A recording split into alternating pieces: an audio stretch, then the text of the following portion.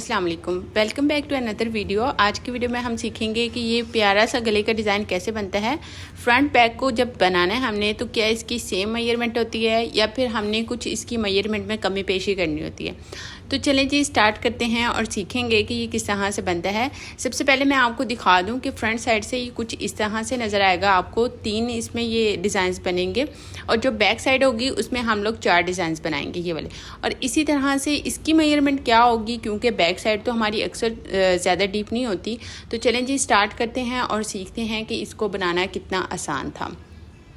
सबसे पहले हमने गले की मेजरमेंट लेनी है। 9 इंच हमने गले की चौड़ाई रखनी है और उसे 1 इंच अम्मी बढ़ाकर रख रही हैं। अब इस बुकरम को आपने कुछ इस तरह से फोल्ड करना है और यहाँ पर हमने गहराई का निशान लगाना है। गहराई हमारी है 6 इंच की, आप अपने हिसाब से रखेंगे। ज़ाहिर बात है इस वाले मेजरमेंट को आप फॉलो नहीं करेंगे। हाँ, अगर आपकी बॉडी काफ़ी हेल्दी है या फिर आपके काफ़ी मसल्स वगैरह हैं तो ये मेजरमेंट आपके लिए परफेक्ट रहेगी। 9 इंच हमने चौड़ाई रखी थी और 6 इंच हमने गहराई रखी थी। बस उसको मिलाते जाएंगे और इस तरह से राउंड शेप दे देंगे। और आप ये मेरी वीडियो कहाँ से देख रहे हैं मुझे ज़रूर बताइएगा। अगर आप पाकिस्तान से देख रहे हैं तो कौन सी सिटी से, और अगर आप इंडिया से देख रहे हैं तो कौन सी वाली सिटी से। बांग्लादेश वाली भी मेरी काफ़ी सारी फ्रेंड्स हैं जो मेरे साथ व्हाट्सएप पर कनेक्टेड हैं, लेकिन यहाँ पर भी मैसेज करके थोड़ा सा दूसरों को भी बता दिया करो जो मेरे साथ व्हाट्सएप में कनेक्टेड नहीं है। अच्छा जी, पतंग की तरह की ये शेप है और आप इसको जिस शेप में बनाना चाहते हैं बना लें और फिर कुछ इस तरह से ऊपर रख के आप लोगों ने ड्रॉ कर लेना है।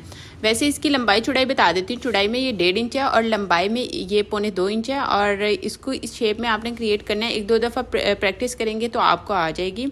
मैंने सिर्फ इसलिए शो नहीं किया क्योंकि कोई ख़ास इसमें बात नहीं थी, तो वीडियो खामखा इतनी लंबी हो जाती है। फ्रंट पर हमने ये शेप 3 ड्रॉ करनी है और बैक पर हमने 4 ड्रॉ करनी है और उसके बाद इनकी कटिंग करेंगे। आप लोगों ने गले को ड्रॉ करने के बाद पहले तो इसको निकाल लेना है बाकी बुकरम में से। इससे ये डब्बियाँ कटिंग करते हुए आपको आसानी हो जाएगी और इजीली ये कटिंग भी हो जाएंगी और साफ़ सुथरी होंगी। तो ये आप लोगों ने ख्याल रखना है। पहले इसको बाकी बुकरम में से अलग कर लीजिएगा और फिर ये वाली फाइनल कटिंग करिएगा। तो ये हमारी फ्रंट वाली कटिंग हो गई है। अच्छा, नीचे से आपको रफली कटिंग इसकी नज़र आ रही होगी तो वो इतना मसला नहीं है। बैक वाले गले की चौड़ाई सेम रहती है 9 इंच पर और जो गहराई है वो हम 4 इंच पर रखेंगे क्योंकि बैक वाला गला हमने उतना डीपली नहीं बनाना होता। तो बस इसको भी इस तरह से कटिंग कर लेंगे। अलग करने के बाद अब हम लोगों ने इसकी मार्किंग करनी है। अब यहाँ पर हम लोगों ने कटवर्क 4 तरह के बनाने हैं। आप पे डिपेंड करता है, आप ज़्यादा भी बना सकते हैं लेकिन 4 परफेक्ट रहते हैं। अब हम लोगों ने ये दोनों कटिंग कर लिए हैं। नीचे वाला हमारा बैक का है जिस पे 4 डब्बियाँ बनी हैं और ऊपर वाला हमारा फ्रंट का है। इन दोनों को फ्रंट और बैक पर बिल्कुल सेंटर में पेस्ट करेंगे और ये वाला कपड़ा जो है इसके बैक पर लगाएंगे। मैं आपको एक गला तैयार होते हुए दिखाऊंगी, तो बस इसी तरह से आपने दूसरा गला भी तैयार कर लेना है। एक्स्ट्रा कपड़ा लंबाई चौड़ाई में आपने उतना ही लेना है जितने से अच्छे से गला कवर हो जाए और बस इसको इस तरह से सिलाई करना हम लोगों ने स्टार्ट करना है। कपड़े को अच्छी तरह से नीचे फिक्स कर लेना है। आप चाहें तो पिन्स वगैरह लगा के फिक्स कर लें। अच्छा, हमेशा मेरी वीडियोस में आपको नज़र आएगा कि हम लोग गला जो है वो एक्स्ट्रा कपड़े के ऊपर पेस्ट करके नहीं लगाते। कमीज़ वाले कपड़े के ऊपर गला पेस्ट करने का यही फ़ायदा होता है कि फिनिशिंग के साथ बनता है, थोड़ा सा हार्ड हो जाता है। फ्रंट कमीज़ पहना हुआ बड़ा अच्छा लगता है और ये हो जाता है कि छोटी छोटी जो चुनट्स आ जाती हैं ना अक्सर, वो नहीं आती फिर। तो इससे भी आप लोगों ने बना के देखना है। मेरी बात का यकीन करें, इतना फिनिशिंग के साथ बनेगा ना, इतना हार्ड रहेगा ना, फ्रंट से पहना वो बड़ा परफेक्ट लगता है। और बस इसी तरह से हमने इसको सारे को सीते जाना है। जब ये कंप्लीट हो जाएगा धागा भी टूट सकता है, आपने दोबारा उसको डाल लेना है और फिर बस इसको सिलाई करते जाना है। नीचे से भी देखते जाना है कि कपड़ा जो है वो कहीं इधर उधर आगे पीछे ना हो जाए, उसको भी परफेक्ट रखना है। आप लोग पिन के साथ कवर कर लीजिएगा उसको, तो फिर बड़े ही परफेक्ट लग जाएगा। और यहाँ ना आप लोगों ने एक्स्ट्रा कपड़ा बिल्कुल भी नहीं कटिंग करना, बस सिलाई से पीछे पीछे ही आप लोगों ने ये कट लगाने हैं। और ये कट इतने ध्यान से लगाने हैं ना कि सिलाई अगर आपकी एक दफ़ा कट गई तो दोबारा से ठीक नहीं होगी।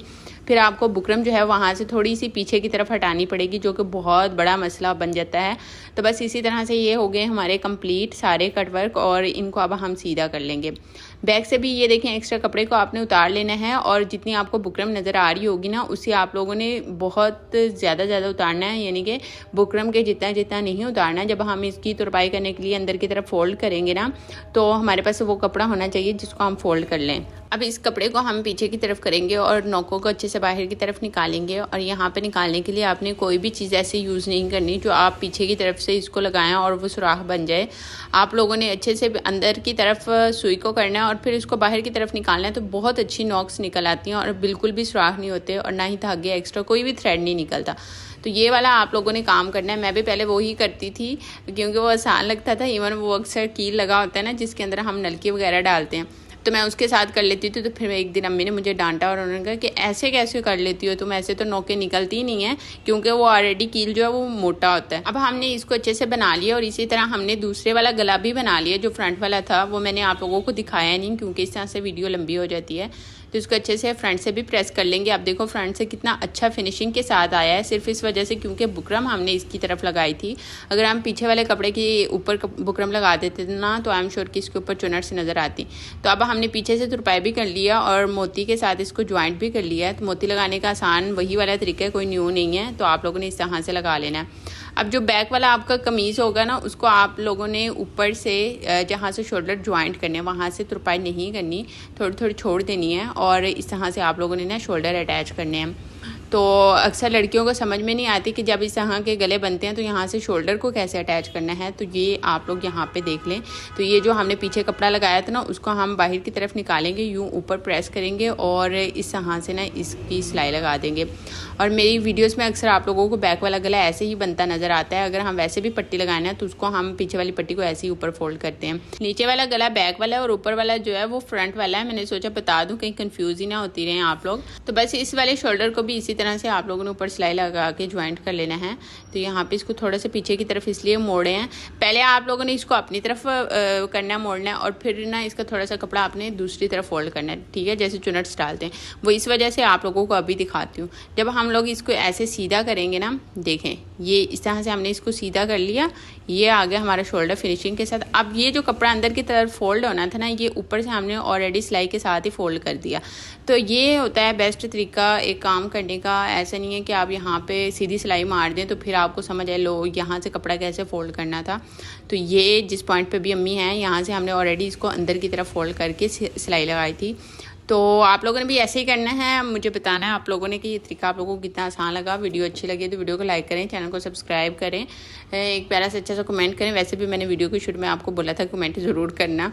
अच्छा, अगर आप लोगों को वीडियो लंबी लगती हो ना तो फिर आप 2x की स्पीड पे करके देख लिया करें। इससे ये होता है कि आप सारे पॉइंट्स देख लेंगे मेरी वीडियोस के और आप लोगों को फिर लंबी नहीं लगेगी। इसके अलावा और भी काफ़ी सारे गले के डिज़ाइन हैं, तो सारे आप लोग देखना, आप लोगों को बहुत आसान लगेंगे। वीडियोज़ में जाएँ, वहाँ से आपने प्लेलिस्ट पर जाना है और वहाँ से नेक डिज़ाइन की प्लेलिस्ट उठा के आप लोगों ने देखनी है। आप लोगों को वहाँ पर सारे नेक के डिज़ाइन से मिल जाएंगे। कुछ मैं आपको डिस्क्रिप्शन में भी दे दूँगी, लिंक्स भी लगा दूँगी यहाँ ऊपर आइकन में और साथ में एंड पे भी लगा दूँगी वीडियोज़। कल मैं आप लोगों के साथ जाके स्लिट्स की वीडियो शेयर करूंगी। तो अपना ढेर सारा ख्याल रखें, मेरी वीडियो का इंतज़ार करिएगा। अल्लाह हाफिज़।